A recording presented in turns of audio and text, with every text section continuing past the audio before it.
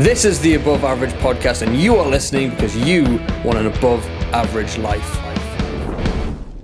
Hello everyone, and welcome back to the Above Average Podcast, the podcast where we talk to above average people about their above average lives. Now, it is now 2025, and to start the year off, we're doing something a little bit different. Now, if you've been on YouTube in the last few years, you'll probably notice a show called Hot Ones popping up. Now, it's the show with hot questions and even hotter wings.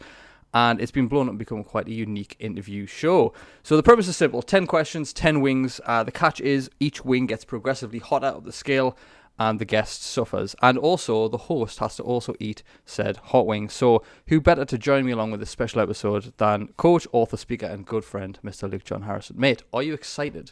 I'm apprehensive. I am, like with anything, because I don't do spicy food. You don't, that's true, yes. I do mildly spicy. You do. I used to get called a puff for having a coma by my dad. You are a puff, but no. So cancelled. In 30 seconds. I am apprehensive, but I am always willing to accept a challenge. Mm-hmm. So let's go, bro. Let's go. Excellent. So to explain how this is going to work, I'm going to be asking Luke the questions. I'm going to be giving my input on them, and we're basically going to be, if you've watched this show before, you'll know I'd love to jump in and have a good bit of crack with my guests. But yeah, we've got 6 sources here, ranging from mildly pleasant to unnecessarily painful. And with that, let's just let the games begin, shall we? So, Luke, let's go. We're starting off with Frank's hot sauce. So, mate, if you want to grab your wing, we're going to try not to let the sound of us chewing go through everyone. So, we're going to stay with my top left. Frank's hot sauce. Frank's Red Hot since 1920, original cayenne pepper sauce. The perfect blend of flavour and heat. So you don't have to eat the whole wing. It's got a heat indicator on the back, and it's near the hot. Just like I am. Mate, Frank's is the basic, right? So go for it. Right? It's top this left, one on right? the top left. You don't have to eat the whole wing. You better not be starting us on this one at the end. Do you know what, guys? We went to Nando's the other day, and he spiked my corn with hot sauce on the top corn. Left, yeah? Yep, top left. Ready? Here we go then.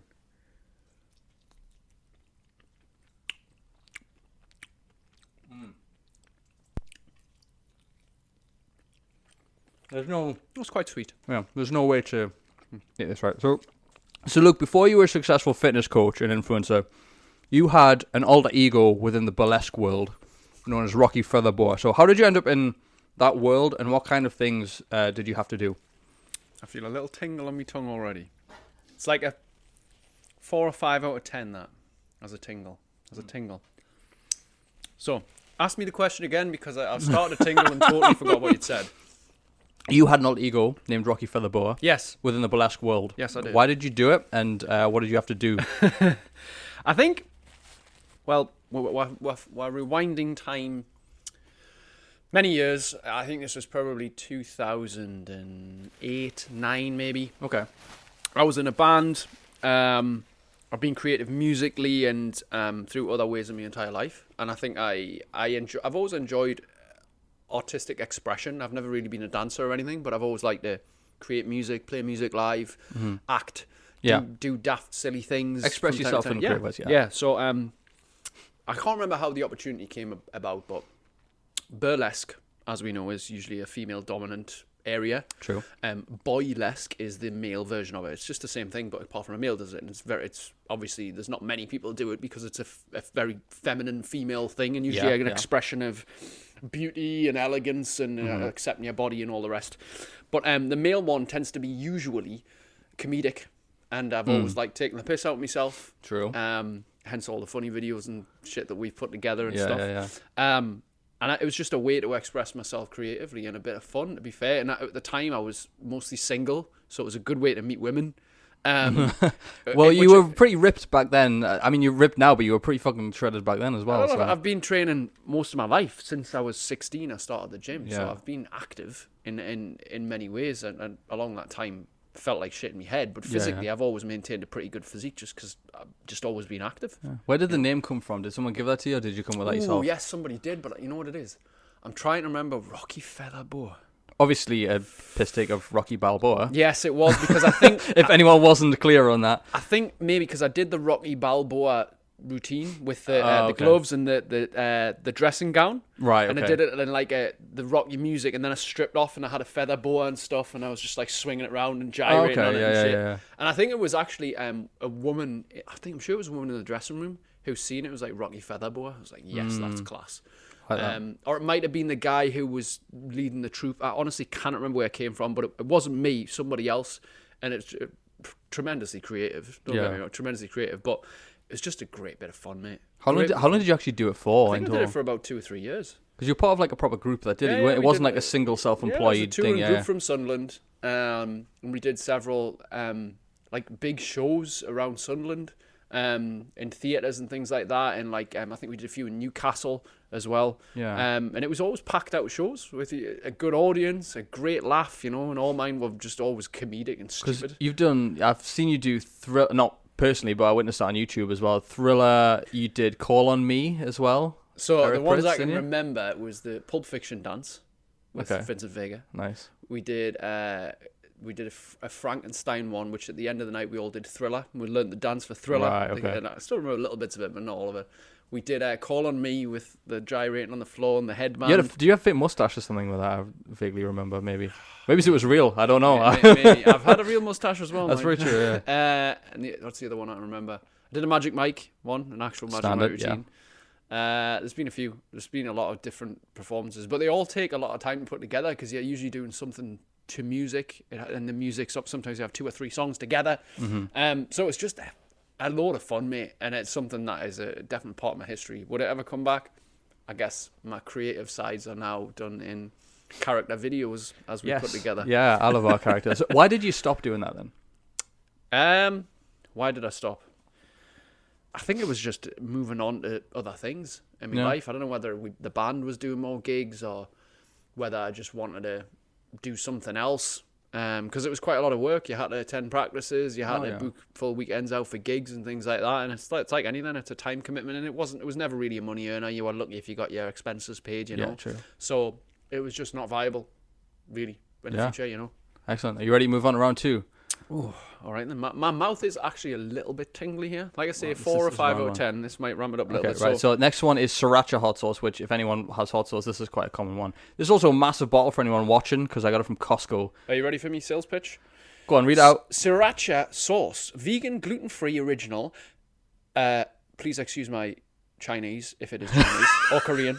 Nankon Nonggong Bay.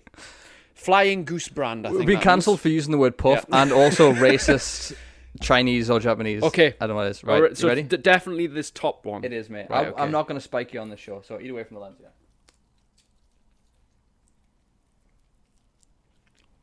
And don't touch your eyes. Yeah. No. So, are you eating the whole bit?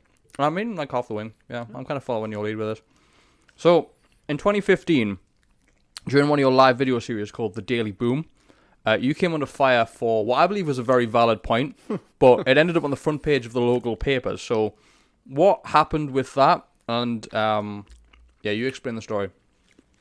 That's actually nicer than the other one. I quite like that. And I like sriracha, yeah. I've been trying to get you to try it in this office. It's a little bit tingle in my mouth now. We're getting to a 5 out of 10, 5.5 now. This is wing 2 of 6, so good luck, bro. Yeah, we're getting there. Oh, phew, it's pleasant though. It's like, yeah. So in 2015, I got on the front page of 40,000 Gazette papers. I only knew this when I walked in the local Sainsbury's and saw my face on the front of it. So no one told you that you were going to be in the paper. You just it was slightly controversial, but it was also, I think, people being a bit oversensitive. I would agree. Yeah. On my half, the timing was ill. Basically, there was a shooting in another part of the world where loads of people, holiday makers, had to like run for their lives, and it was just basically a tragedy that happened. Yeah. And I was kind of thinking, like, I wonder in a situation where you had to run away from danger if you could do it. And the point was, very simply, if you're out of shape and you can't physically move out of the way fast, it's dangerous. If you need to evade a dog that's going to attack you, if you need to run away from danger, if somebody attacking you, a vulnerable woman, for example, running away from a man who's going to attack him, or vice versa, if you're going to get beat up by a gang of lads, whatever it is. If you are physically fit and able and strong, you can avoid danger if you need to. It's a life skill to have, really, is to be physically able. Those who are out of shape, it's kind of like the Joker's in the zombie apocalypse, the fat ones die first. Isn't that one of is it Columbus or someone? It's Woody Harrelson's Zombieland in it. Yeah, well, I'm talking. What's his name? The other guy, Jesse Eisenberg, who's his number one rule or something is cardio, isn't it? Cardio, exactly. So that was kind of the premise of it. Like, Basically, but the shootings that had happened quite recently, and I kind of just like referenced it and thought, if you had to run away from danger, could you do it? Yeah. It was a bit too sensitive of timing, but the topic itself was like deeply offensive to people. And I just kind of thought, you know what? If you are out of shape, if you are in shape, sorry, it could literally save your life. But the interesting part about that is you had a few comments on it from people who were in the military or had been in these situations. And they went, this guy's spot on. Exactly. We were always going to get that. It's that there's no positive without a negative. There's no negative without a positive. It's just that we as humans focus on everything that's going wrong. We will have 100, and this happens all the time. And I speak to people about this all the time, and I've been guilty and victim of this. Now I'm much better. But because I've put out content for so long, you will get 100 praises on a video, likes, comments. This is amazing. You'll get one dickhead in the comments who'll be like, this is fucking shit, or how dare you've upset us, and you'll just focus on that one fucking comment and neglect everything that's been good about it. And this is what we do with our lives, don't we? If we took track of everything that's going well and everything we've done and overcame, we would probably be quite proud. But then we allow that one mistake we made 6 months ago to overrule everything great about ourselves. And we are so good at beating ourselves up that we seldom give ourselves credit for what we've achieved and overcame. Yeah, no, 100% agree. Do you think so your views obviously on this haven't changed in all these years? You still like stand by your point? 100%, man. You have to be in shape for life. Like, and it's not just about having a six-pack. That's never been the message. Right? I do have a six-pack, but it's just what I choose to do. It's the lifestyle I live. Well, we don't know after these wings whether you're still going to have a six-pack. But I feel like you need to be useful in life. Yeah. And if you are out of shape and you struggle to sit down and stand up and get out of the car or run after your grandkids, you are not very fucking useful. No. So, and mostly, I'm not saying that people don't have accidents and they end up in situations where they can't. Yeah. But the majority, if you're just fat and out of shape, there is no excuse for not getting into some kind of shape where you can be physically active. Yeah. My point has always been that. It's why I have the philosophy of movement as medicine. And I coach that every day inside my programs. Be active. Be regularly fucking active. Because you never know when you might need to A, escape danger, B, be fucking active to enjoy life with your grandkids. Yeah. Running around after them. People just give kids an iPad these days. Well, I remember watching a video. It was, I don't know where it was. It's probably America, to be honest. It's this woman, you might have seen it. She puts her baby in like the stroller in like on the driveway like that, and she goes to get some of the car, and the baby rolls, and she falls, and she can't physically get up. Just in. I mean, I don't know how real that video is, but I can imagine the situations in life that do occur like that. Yeah. And so you could save somebody else's life by being in shape. Yeah, exactly. If you had to carry somebody away from danger, some people couldn't have the strength to be able to put someone over the shoulder, and if that person is obese, they're not going to be able to carry them as well. So what if you were unconscious, needed to be dragged out of a fucking fire? Imagine the crack firemen have now. Fucking hell. You wasn't different yet. See, we didn't have an obesity epidemic years ago. But with modern lifestyles, lack of activity, more exposure to easy calories and cheap calories, we have an epidemic now. And it's not just physical, mate. There is a direct link between obesity and being physically out of shape and ill mental health. Oh, yeah, It's fucking paramount. There is scientifically a definite correlation between those with mental health issues. A lot of them are out of shape in some way. Because when you look after your body, mental health needs physical support. When you have a better body and you look after yourself actively, you create feel-good chemicals and you massively avoid things like anxiety and depression. Well, evolutionary, it doesn't make sense for you to sit on your ass because we are wired to do things that serve others. Obviously, the world we live in now is not, our brains aren't primed for the world we live in now. We're primed for the hunter-gatherer sort of evolutionary term. And the reason it feels good to move and the reason our brains reward us is because that's what we were motivated to do back then because people depended on us, people starved. Now we don't need to do that. So our bodies and brains are all like, well, wait, I don't need to release this feel-good chemical because I'm not doing anything. So, yeah, I 100% agree with that. Yeah, mate. So, you ready for number 3? Okay, number 3. Are you trying to do my sales pitch first? Yeah, so this is, I believe, the heartbeat sauce, habanero. Small batch fermenters, Heartbeat Hot Sauce Company from Thunder Bay, Ontario. I think that's Canada. Yes, it is. It's jalapeno sauce. Jalapeno. Oh, sorry. See, I don't eat spice. I don't know how to pronounce it. It's pronounced. It's spelled jalapeno. Do you say mojito as well? Mojito. Mojito, yeah. Right. You know what I worked in the restaurant? People would go like, "Can I get a strawberry daiquiri?" daiquiri, and you're like, it's daiquiri. Daiquiri. You Right, okay. uncultured swine. Jalapeno, eh? Yeah. All right. The wings are cold now, mate. That's fine. So nice. We're keeping it level. We're keeping it alright. This is a good... So is this an after thing? Because this tastes quite sweet. Well, I didn't want to kill you. I do like your company, Does it- mate. So with spice, because I'm obviously not very adverse in spice culture, does the quantity matter? What? How much you have? Yeah? Yeah. Yeah, because Well, obviously if you- sometimes you get... Because with that de bomb, I imagine you only need a small amount because it's so strong. Spoiler alert. Jesus, dude. All right. It's alright. Yeah. So, obviously, Actually, that's quite nice. Good. Yeah. We're halfway there, and I'm like, well, I'm all right at the You're minute. okay. Well, I didn't want... I got other ones from the actual show, guys. So some of these are featured in various seasons of the Hot One show. This is sort of our homage to it. Mm-hmm. So, let's jump forward to 2017 now. So you're on a BBC show called Special Forces Ultimate Hell Week. Season 2. Season 2. So what made you go on the show, and how well did that actually go? Well, let's have a think about this. Cast my mind back to how I got on the show. A mate of mine. Oh, his nose is running now. Yeah, a mate of mine has some contacts within the television industry. Mm-hmm. He worked as security for Geordie Shore. Okay. So he kind of said, you should apply for this. I think you'd have a good job at this special forces thing. It's like kind of, most people know the Ant Middleton one, SAS, Who Dares Wins. Yeah. So that was the one that did better. Well, the one you were on was way before SAS Who Dares Wins. I think it was like Yeah. the initial, SAS Dares Wins was Channel 4, this was BBC. Yeah. So they did a first one in Wales. They did an Ultimate Hell Week season 1. And I applied for the show, not really knowing too much. I thought, it's going to be hard military training. And basically, it was like, it'll be an all expenses paid trip to South Africa. Yeah. Where you'll come and get trained by different military forces. You'll go through a selection process. And if you're a successful candidate, we will put you forward. And so I applied for it. They said, we'd love to see you on I think it was a 2-day induction thing where they put us through some physical tests, like a boot camp. Seeing if we could swim.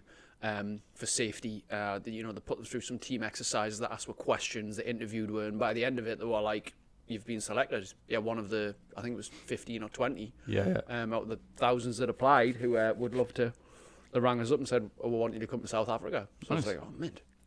So anyway, we got on, met in Heathrow, went to South Africa, and we did, first one was the South African Special Forces. The part it was hard, like sleeping in the desert, but not really sleeping, like just literally lying on the grass. And the desert gets fucking freezing. Oh, yeah. Like, yeah. And I mean, like, well in the outback, where there's just sand and trees and shit. So we slept in there. Sand and trees and shit. Yeah, it's just, I can't even, like... Just you really paint a vivid picture, bro. Outback, in the African outback in South Africa. And anyway... But I remember they made us drink the juice of an antelope, freshly killed. So this guy just dragged an antelope, cut it open in front of her, drained its stomach juice and passed it round. Oh. What did that taste like? It was kind of like a horrible greens drink, because it was just grazes on grass. Oh, so it's like an earthy taste. Yeah, it was a real warm, earthy, like not very nice. Like hemp. So we had to have a sip of that. Obviously, we had to do physical challenges. The next day was the Polish Groms, which was I was quite good at. Actually, it was all bodyweight stuff like climbing ropes and pull-ups and press-ups and runs and stuff.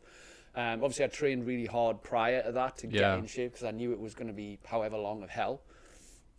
And then they made us. There was like a nighttime exercise where they would put us in bed, and then an hour later they'd get us up and make us go from having our underwear on to the full kit to being ready for PT in like 90 seconds. Wow. And then they'd do that every hour. So you'd go down, do push-ups and planks, go back to bed to sleep, and then they'd wake you up and say, you've got 2 minutes to get everything on. This is boots, fucking layers and everything. So you had to sprint. And then they woke us up and made us do origami at 3 a.m. So every 45 minutes to an hour, they'd wake you up and make you do something. There's some sort of mental challenge. It was the mental and physical challenge of doing something. I'm guessing they give you a diagram for this origami. You didn't it wasn't just said, like... this is what you're going to do, fold the paper, and we're just like, obviously everyone's like... Yeah. Was it like in Liar Liar where he gets the paper and he's like, a goose? kind of, yeah. But not only that, so that was one. They made origami. We did PT outside, and they also needle and thread. They were sewing. Okay. So, sewing, like, but you had to thread the needle like this, and it's bear in mind, it's fucking 3 o'clock in the morning, and you have had like 1 hour's sleep, and you're like this. Jesus Christ. And yeah, then I got booted out. Well, you got booted out for a noble reason, though, didn't you? Yeah, because I was helping somebody who was struggling. That person went on to the very end, actually, and got to the very last episode. I was like, you bastard! But I got booted out for helping somebody who was flagging. I kind of felt sorry for her. I was like, look, I'm going to stick with you. And it was you have to do this on your own. And then I was like, oh, well, fair enough. I got booted out for helping someone. I can take that on the chin. Yeah, that's fair enough. At least you weren't. It wasn't just like, look, shit. Yeah. Neither was it. Yeah. Well, that was that, and it was good fun, and it was a good experience. I just wish it lasted a bit longer. Yeah. What was the fitness level like in terms of like what you were used to versus what they made you do? Was there much of a difference, or were you kind of prepared for that? There was a big difference because it was just obviously with it being a TV show, there's a lot of sitting around waiting for them to set cameras up and stuff like that. It's not like it obviously would be in real life, but when they were making you do things, it was like very, very challenging. Yeah. They would get you to put 200-kilo buckets of water, like barrels of water, carry them with sticks on your shoulders for half a mile. Like carry. I can't remember what we're carrying. We're carrying something really heavy uphill as a group, and every time it touched the floor, they'd make you do 20 press-ups. Yeah. And it would touch the floor every minute. So 20 press-ups, 20, hundreds and hundreds. It was just fucking brutal, man. Yeah. And SAS don't fuck around. The lack of sleep things was the worst. Yeah. Like in the night, not being able to sleep in the desert, then freezing cold, then wake you up and tell you to stand guard, and then they'd wake you up and make you do origami, and then, oh man, it was just brutal. Origami's so weird. Yeah. Are you ready for number 4, mate? Oh, all right. Do you want to do your sales pitch on wing number 4? Okay, here we are. So we've got... This one I bought specially for you, because you are always eating mango. You love that, so... Okay. So this is Wiltshire Chili Farm Fearless Flavour Mango Chili Sauce. A hot blend of mangoes, limes, and habanero chilies. Yes, sir. You ready for it? And it's a heat scale 4 out of 5. So, all right then. I'm hoping I picked these wings pretty well. Some of these sauces I tried, some I didn't. Oh, it's got an initial sweetness. There's no dignified way to eat wings, is there? Like, you just mess. Especially when you've got a beard. Again, what I'm finding with all of these, the heat doesn't hit you straight away. And I'm not used to spicy food, so I'm waiting for like an initial hit, but I'm finding I'm getting sweetness. Then now it's kind of coming through. I'm feeling that more on my tongue, and then my mouth is kind of. Oh, yeah, that's fucking tingling now. That's not tingly. We've hit them. Because I'm actually okay with spice, but some of these, I'm scared for. Well, we're 4 in. Rumble that again, bro. I'm in. Oh, we got him. Ladies and gentlemen, wing 4. Don't touch your eyes, bro, okay? No, actually. I'm going to have a sip of water, though. That's allowed. We do have milk, just in case, but... Oh, that's tingly. Thirsty. That's what the spice. Some people say water doesn't help. Milk does, but and also not beer. Beer makes it worse.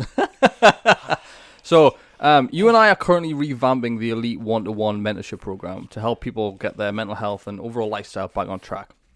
But what, in your opinion, is the biggest barriers or excuses most people have for why they can't achieve what they say they want to? Oh, that's a great question. And I think there's a lot of reasons. It depends on people's situation, age. I think it depends what people have got going on in their life, at what point. Most people want to change. They're just not willing to do what's required for one reason or another. So a lot of the time excuses will come in. I don't have time. I can't afford it. Yeah. It's not for me, even though they've never really tried it. They've tried something mildly similar once for a couple of days and it didn't work. Yeah. I find that it's mostly always linked to identity, who people believe they are inside and who they've always been. Right, like I was brought up this way. It's the way I've always been. It's the way I was taught. I had to unlearn so many things from my childhood and my youth and my 20s to become an entrepreneur, to help people physically, mentally, and emotionally. I had to undo and unlearn a lot of things that I grew up believing were right and true. because I thought, well, this is the way it's supposed to be. I've always been taught this way. This is the way my auntie worked, my uncle worked, my nana worked, my dad worked. This is the way that's supposed to work. This is what you're supposed to do. Men just handle things. They shouldn't show vulnerability, emotions. Crying's not for men. And obviously, with mental health being a subject that's widely, vastly talked about now, it's more acceptable to be vulnerable as a male and all the rest. But a lot of the time as well, we still get the advice of it's okay to talk, which it is. Yes. But it's better to act. It's better to do both. Well, yeah. But the action is really the only answer, because some people can't vocalize and articulate how they're feeling. It's very difficult because emotions are complex things, right?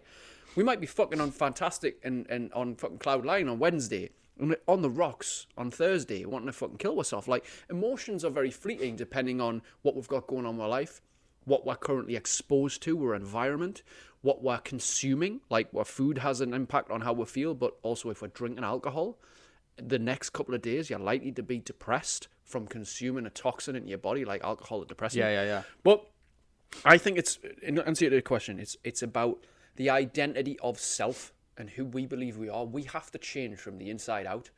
But in the same conversation, I would say that we do change inside from what we're exposed to. Yes. We become who we hang around. Like, you'll know this, you started to say things that I say because you spend a lot of time around me, and I start to say things that other people say that I spend time around, and other people will start to say things that I say a lot. If I see them a lot, like some of my clients, they'll start saying movement is medicine, for example. Proximity is power, man. It is, absolutely. So I feel like sometimes people that are too attached to who they are because they know that. Its familiarity is intoxicating massively, because to not know yourself, to have so much uncertainty about where you're going and who you're becoming is scary, because some people might reject you. Yes. And fear and lack of self-belief is the two reasons why people do not take action. Fear is easily, well, I'm not going to say easily, but it simply has an antidote. The antidote is self-love. If you are scared, the more you appreciate you do things that help your health, your mind, your body, positive things. We could reel off a list like exercise, cold therapy, journaling, meditation, spending time around good people, studying, getting rid of toxic relationships, all these things, positive things. When you put self-love and self-care as a number one priority, you overcome fear. Because fear and love can't live together. They're opposites. They can't happen at the exact same time. Yeah. But the other thing is lack of self-belief. And this is massive. This is, again, why people don't take action. Lack of self-belief. Obviously, if you want to believe in yourself more, you have to have a level of confidence. Now, a lot of people say, I'm not a confident person. But the problem is, that's an identity, isn't it? I'm not a confident person. Well, hang on. If you wrote everything down that you've overcame in your life in the last 5 years, if you wrote down everything that you achieved and the little wins and successes you had in the last 12 months, if you've seen that as a list and you really appreciated and were grateful for every one of those, your confidence would rise. Yeah. So you would then have proof, because confidence comes from proof. Undeniable data. Most people just look back and say it's been a shit year. Now, this is the first podcast of 2025, isn't it? It is, mate. So 2024, how many people said it's been a shit year? Yeah. Bollocks. I've seen loads of them already. Yeah. It's been a challenging year. So I saw someone today actually was like, why does January feel like it lasts forever? I'm like, well, like 7 days in. Get your fucking shit together.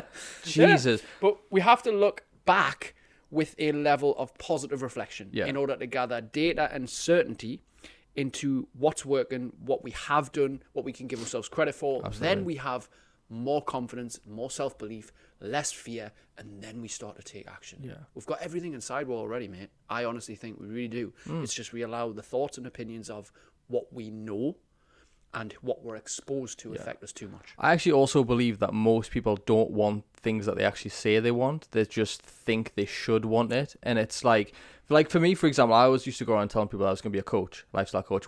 I even came to you for coaching all those years ago when I'm setting up inner circle groups and whatnot. Yeah. And I realized that I just thought I needed to be a coach to fulfill something, but I was just forcing this coaching on myself. And I was like, well, do I actually enjoy the coaching, or do I just enjoy helping people on the occasional basis? And that was the truth. So it's like a need to stop bullshitting yourself. Like, sit down and actually look at your lifestyle and go, what kind of life do I actually want to live? Not what do I think I should be living, or what does my parents want for me? What does my partner want? What lifestyle and habits do you actually want, without the layer of bullshit It's like, what do you actually want? And then that's when the clarity will come. It's like living for an ideal or an expectation. That's like kind of what you're saying. But people link the happiness to it as well. And when happiness has a condition, it's always temporary. So if you say, I'll be happy when, it's never going to happen. Absolutely. Because happiness is not something that you attain. It's just I like to see it as sort of your default level where you come back down to. If you can set your happiness level to, this is here, rather than most people's like, has to be up here. It's like, if you just come down here, there's not as much of a big spike. Yeah, I think living a life as well, when you talk about happiness, living a life of wants and desires, not needs and shoulds. Yeah. Because we've all got the to-do list, but most people define themselves as people pleasers. But all that does is make them resentful. It makes them bitter. It makes them angry. It makes them frustrated that they're not living a life that they want to live. Yeah. I mean, we're all seeking happiness. At the end of the day, we're all seeking happiness. But happiness is not something outside of ourselves. It's already within us, and we set the parameters for it, like you've just said. We define what happiness is to us. We don't have to have an unrealistic expectation or, indeed, conform to somebody else's expectation, like parental or societal influences. We can literally say, this is what I want in my life. This is what I desire, and I am willing to go after it, and that's okay. Yeah, my mom listens to this and she's always like, do you have to swear? And I'm like, I'm not living up to your expectations anymore. My dad and granddad say the same thing. So as you can imagine, the shit that I get for that. Me and you, our languages got worse over the last few years. Absolutely, so. Yeah, you become who you hang around. Yeah. Are you ready to move on to what's probably going to be the worst sort of two now? Let's be positive about it, because I'm always an optimist. So this is source number 5. I'm doing quite well here. Yes, it's you are. calmed down now, actually. I'm all right. Yeah. I'm ready to move on. So this is Dr. Bonorium's. I don't know. Dr. Bonorium's Extraordinary Psycho Juice, 70% ghost pepper, killer hot sauce. Hallowed be thy pain. I love it. Is that a new motto for the gym? Yeah. All right. Okay. Serious hot sauce for serious chili heads. Right. Okay. So we're gonna go into this, and I'm gonna ask you the question. All right. Ready? Yeah. Wing number 5.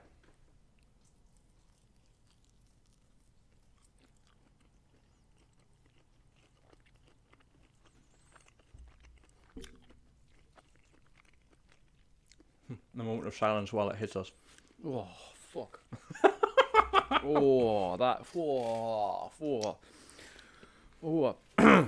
So, you don't go anywhere without your supercharged planner. Hang on a second. No, it's literally as important to you as your phone is. So I'm just curious. It's been a few of the what have been. Me. that is especially that like. Whoa. What are some of the biggest insights you've had about yourself in the last few years of journaling and always writing in the plan? Ask us in a second. He's turned to the milk, ladies and gentlemen. Almond milk. Oh, I've gotten through 5 without. Oh, fuck. God. Oh, that's not pleasant. Right, okay. I'll answer. So, what are some of the biggest insights over the years of always having your planner and writing down your wins every day? What are some of the biggest insights you've had about yourself and your own mental psyche? That. Oh my God, my mouth's on fire. Right, it's hit us now. Okay, the biggest insights I've had about myself or my own mental health since writing in my planner for the last, 5 years? He's covering his mouth. Oh! Fuck me, that is hot. Shit. Right, okay. Once I've gotten over the initial shock of it, I'll be able to answer, oh God, I've got fire in my mouth. Fuck hell. Oh God, this is fucking awful. Right. It hits the breathe, doesn't it? It does. Right. Answer the question again. Seriously, answer the question again. What are some of the biggest insights you've had about yourself over the last few years of journaling and writing down your goals and wins every day and every year? This is a good question because I write in my journal almost every day, at least 5 days a week. God, me lips. I can see your eyes. My eyes are tearing up too. I'm looking at the camera. And every week it asks me about one of the questions is, what's the biggest insight or overall lesson of your life of the week? And they vary from time to time. I'm fucking sweating.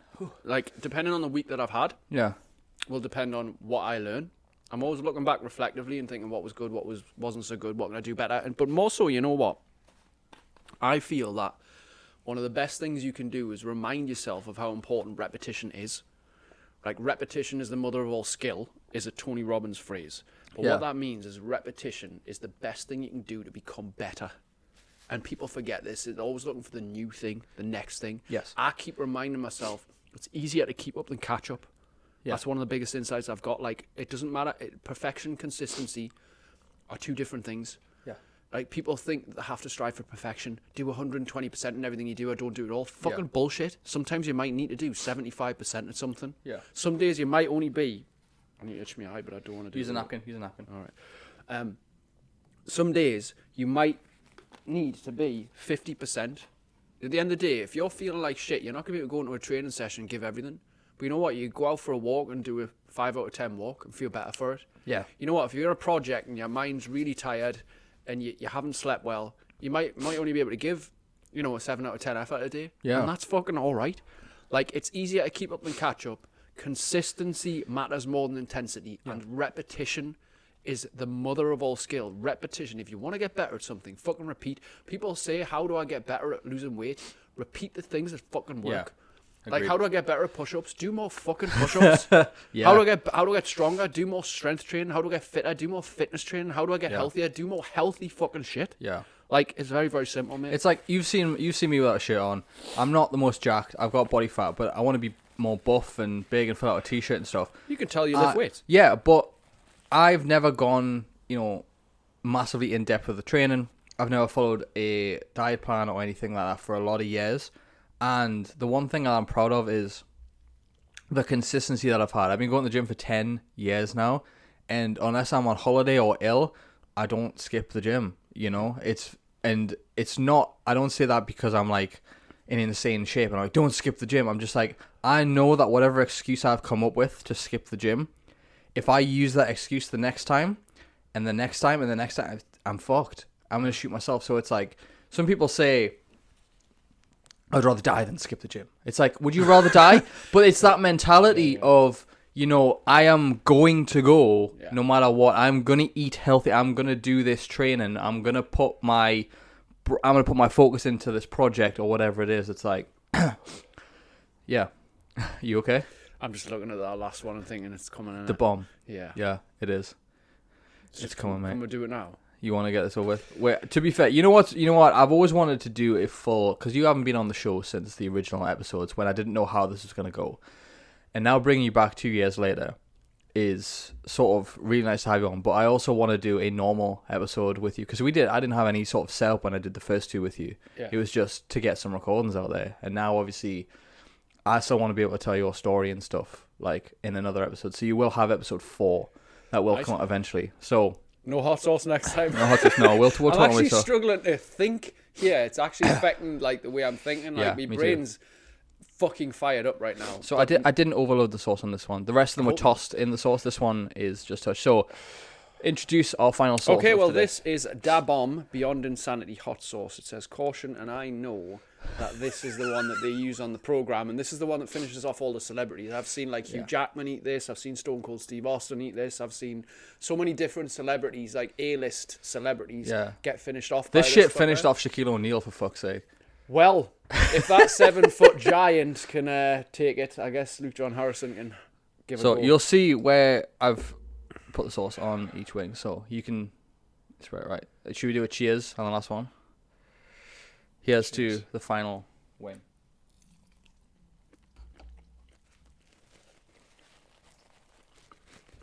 Take a good bite of this. Yeah, make a good camera. So, you've had an online presence for well over a decade now. You must have had some very strange messages.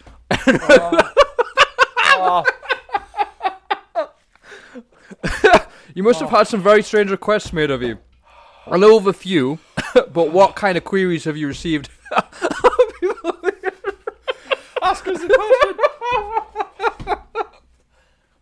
Oh, wow. He's spitting in the bin, ladies and gentlemen. Yeah, I'm not spitting on the floor. Oh, wow. Why? Oh, why?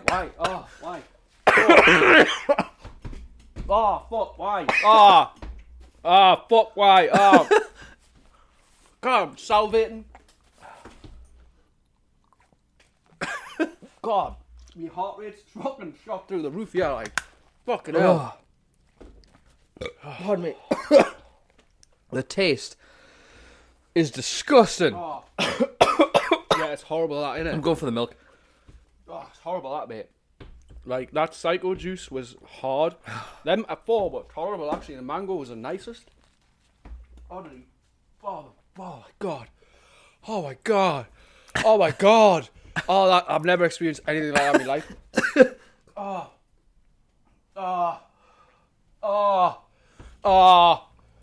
Oh, mate. Like, I'll wait till you're ready. Never again.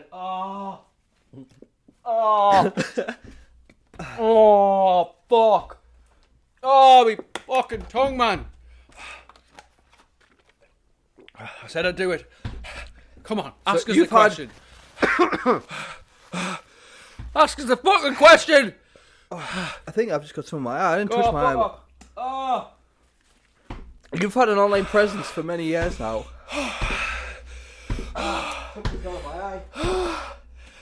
You've had an online presence for many years now. What are some of the strange message requests you've received over the years? Fuck off and die, you could. That's the general message I've had. Oh God. It's me bar over there. Pass it over. What do you need in your bag? My little chocolate bar. I need something sweet or something. I think I actually caught my corner of my eye with a napkin and I poked myself in the eye. So, mate. Otherwise I would be blind by now. Mate. That's fucking... Nah. That was disgusting, that, like. Never again. I mean, that psycho juice was hard. That's fucking outrageous, that the bomb, like. At least I can say I've done it. Yeah. Never do that again, Yeah, bro. like. That's Fuck fine. that. To be fair, those first 4 were alright. I could actually manage a bit of those 4. Yeah. Even though I don't do spice, I think this has actually made us want a little bit more spice, like a medium heat. The bag's on the... Yeah, you got it? That one? Is that good? Will do? Thanks. Thank you. So you've had many messages over the years with your massive online presence. What are some of the weirdest requests that you've had via DM? I've had a few. One guy asked us to tell us that he'd fail his art project unless he got a picture of me feet. That was a weird one. I had 2 of them separately, actually. Did you send him the feed? No. I do know someone who sent Hobbit feet back to a message like that, though. Brilliant. I've had... obviously...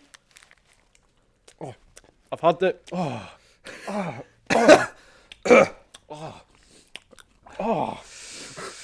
How that guy on Hot Ones actually eats that every time he does an interview. Fuck. First time you've tried it as well. Yeah. I've had the Nigerian prince, obviously, with the emails. Oh yeah, standard crap. I've had